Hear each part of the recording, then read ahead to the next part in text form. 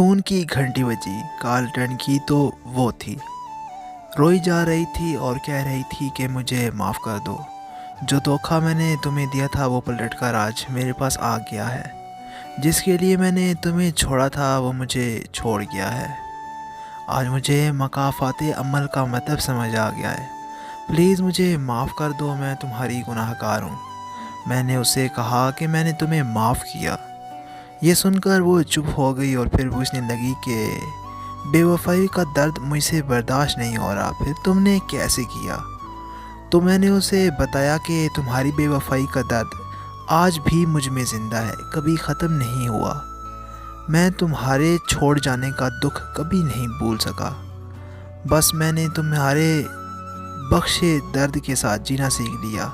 मेरी ये बात सुनकर वो फिर से रोने लगी और कहने लगी कि क्या तुम मुझे दूसरा मौका दे सकते हो?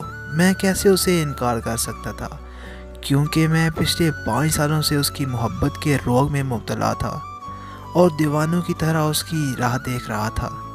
तो मैंने उसे दूसरा मौका दे दिया। खोई हुई मोहब्बत का मिल जाना मेरे लिए किसी मोइज़े से कम नहीं था। तो मैंने उसे पहले से भी ज़्यादा शिद्दत से मोहब्बत की, यहाँ तक कि मैंने उसके घर रिश्ता भेज दिया था और उसके घर वालों ने हाँ भी कर दी थी।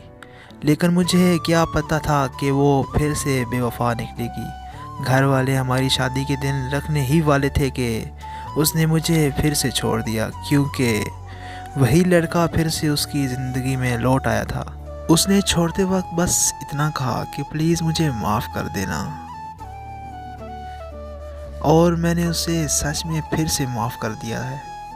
अब मैं फिर से उसके लौट आने का इंतज़ार करता हूँ। मुझे पता है दुनिया वाले मुझे पागल समझते हैं।